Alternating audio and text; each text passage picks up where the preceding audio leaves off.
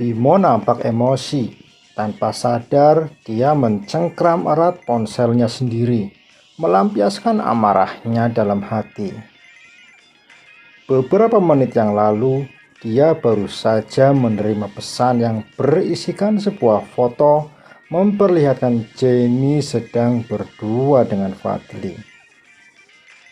Pantas saja sikapmu aneh selama ini. Rupanya kau diam-diam menjalin hubungan dengan pria lain di belakangku, gumam Bimo. Bimo melirik jam dinding. Waktu sudah menunjukkan pukul 7 malam, tetapi belum ada tanda-tanda istrinya itu pulang.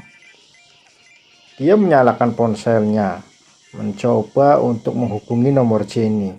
Namun sampai panggilan ketiga kalinya, tidak ada yang menjawab teleponnya. "Sayang, kamu kenapa?" tanya Bella berbahasa basi. Dia mengintip layar ponsel Bimo dan melihat foto Jenny bersama pria yang sama yang pernah dia lihat beberapa kali. Itu foto Jenny dengan pria itu?" tanya Bella. Gumam Bimo singkat. "Mereka terlihat akrab, persis seperti kita dulu," terang Bella, memanas-manasi hati Bimo yang sejak awal sudah terbakar api cemburu. "Apa kau percaya mereka hanya berteman?" tanya Bella kemudian. "Jadi menurutmu mereka benar-benar berselingkuh dariku?" Suara Bimo terdengar. "Aku tidak tahu pastinya. Mungkin saja Jenny sengaja melakukannya untuk balas dendam kepada kita," sambungnya lagi. Tanpa sadar Bimo mengepalkan jemarinya erat-erat. Hatinya memanas. Sementara itu, Jenny masih dalam perjalanan pulang bersama Fadli. Sebenarnya tak ada perselingkuhan antara Jenny dan Fadli. Hubungan Jenny dan Fadli saat ini murni sebatas sahabat, tidak lebih. "Oh iya, kau dapat salam dari Sheila. Sepertinya dia menyukaimu. Sejak saat itu dia selalu menanyakanmu," terang Fadli. "Benarkah?" tanya Jenny memastikan. Pria tampan itu menganggukkan kepalanya sembari tetap fokus mengemudikan mobilnya. Apakah aku boleh bertemu dengannya lagi kapan-kapan?" tanya Jenny. "Tentu, dia pasti akan sangat senang," saut Fadli tanpa berpikir panjang. "Sebenarnya dia juga sering meminta aku untuk menemuimu. Katanya kangen. Tapi aku sering mengelak. Aku takut kau keberatan." "Aku tidak keberatan. Aku juga sangat senang bermain dengannya. Dia sangat lucu," ucap Jenny, sembari mengekspresikan kegemasannya atas sikap polos Sheila. "Kita sudah sampai," ucap Fadli kemudian, sembari menghentikan laju mobilnya tepat di depan rumah Jenny. "Iya, terima kasih sudah mau mengantarku pulang. Tolong sampaikan salamku juga kepada Sheila," ucap Jenny. Fadli hanya mengangguk saja tanpa berkata-kata. Bola matanya selalu nampak bersinar setiap kali menatap Jenny. Fadli kembali menginjak pedal gas untuk mengemudikan mobilnya setelah dia memastikan Jenny sudah masuk ke rumahnya. Jenny masuk ke rumahnya. Dia merasa heran karena suasana dalam rumah itu nampak sepi, seperti tidak ada penghuninya. Dia pun langsung menuju ke kamarnya, berniat untuk istirahat. Saat masuk ke kamar, ternyata Bimo sudah menunggunya sedari tadi. Pria itu duduk tenang di sofa yang ada di sana dengan perasaan hati yang menggebu-gebu, ingin memarahi sang istri. "Hebat, hebat, hebat!" Jenny terperanjak kaget saat tiba-tiba saja terdengar suara Bimo di kamar. "Bagaimana? Kau pasti merasa senang sehabis jalan-jalan dengan kekasih barumu itu," ujar Bimo tenang. Jenny langsung menoleh ke belakang. Dia mendadak langsung merasa tidak bersemangat melihat suaminya ada di situ. "Jangan mencari ribut, aku malas bertengkar denganmu sekarang," ucap Jenny datar dan tak acuh. "Dari mana saja kamu? Sehingga kamu baru pulang malam-malam seperti ini?" tanya Bimo sambil menatap tajam mata Jenny. "Sikapmu ini sungguh tidak pantas kau lakukan sebagai seorang istri. Keluyuran bersama pria lain seperti remaja, padahal kau sudah memiliki suami," sambungnya lagi. Jenny menggeleng pelan, seraya tertawa sinis. Perkataan Bimo tadi seharusnya berlaku untuk dirinya sendiri.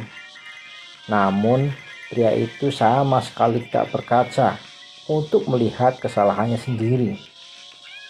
"Kenapa kau malah tertawa seperti itu? Tidak ada yang lucu di sini," ujar Bimo sinis. "Kenapa kau tidak menjawab teleponku?" tanya Bimo lagi. "Tasku dijamret, ponsel dan dompetku ada dalam tas itu," jawab Jenny jujur. Kening Bimo mengernyit dalam, mencoba membaca kebenaran yang tersirat dalam sorot mata Jenny. "Apalagi yang ingin kau tanyakan? Tanyakan sekarang. Setelah itu aku minta kau keluar dari kamarku karena aku lelah dan ingin beristirahat," ucap Jenny datar. Bimo mengambil HP-nya, lantas menyodorkan benda pipih itu di hadapan Jenny. "Ini bukan pertama kalinya aku melihatmu berdua dengannya. Ada hubungan apa kau dan dia?" tanya Bimo. "Yang jelas tak seperti yang kau lakukan dengan Bella," saut Jenny serius. Jenny langsung meninggalkan Bimo yang masih bergeming di tempatnya menuju ke kamar mandi untuk mencuci muka sekaligus berganti pakaian. Beberapa saat kemudian Jenny keluar dari kamar mandi dan tidak mendapatkan suaminya ada di sana. Jenny tersenyum getir mentertawakan dirinya sendiri. Jenny teringat akan memory card yang dia titipkan kepada Via. Dia langsung mengambil laptop dan menyalakannya. Jenny akan menghubungi Via melalui email agar sahabatnya itu segera mengirimkan rekaman CCTV-nya. "Aku tidak bisa menghubungimu karena tas beserta ponselku dijamret saat di jalan tadi." Jenny menunggu beberapa menit, berharap sahabatnya itu belum tidur dan membaca pesan teks yang dia kirimkan melalui email. "Dijamret? Apa kau baik-baik saja sekarang?" "Aku baik-baik saja. Ponsel dan dompetku di dalam tas itu yang dijamret. Kau kirim file CCTV lewat email aja ya." Jenny kembali menunggu beberapa detik hingga pesannya kembali dibalas oleh Via. "Aku sudah melihat rekaman itu. Sebentar, aku akan mengirimkan videonya kepadamu." Jenny melihatnya dengan seksama agar tidak melewatkan apapun yang ada di dalam rekaman berdurasi 5 menit itu. "Siapa pria itu?" gumam Jenny sembari mengerutkan kedua alisnya. Jenny mengulang-ulang terus video itu agar bisa melihat wajah pria dalam rekaman itu dengan jelas. "Sepertinya aku pernah melihat dia, tapi di mana?" gumamnya lagi. Alangkah terkejutnya Jenny saat dia melihat Bella tertangkap layar. Bella menemui pria tadi beberapa saat selepas papanya pergi dengan mobil yang sudah diotak-atik pria dalam rekaman itu. "Bella?" gumam Jenny. "Mungkinkah dia dalang di balik kecelakaan papa?" Refleks kedua tangannya mengepal erat di atas meja. Napasnya memburu naik turun, disertai mata yang mulai memerah menahan amarah. "Kenapa dia melakukannya kepada papa? Bukankah papa begitu mempercayainya selama ini?"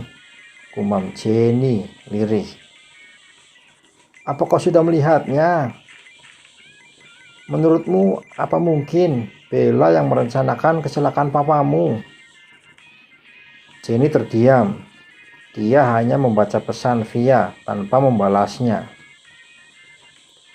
Aku bersumpah tidak akan pernah memaafkanmu jika sampai kau terbukti benar-benar merencanakan kecelakaan papa, gumamnya.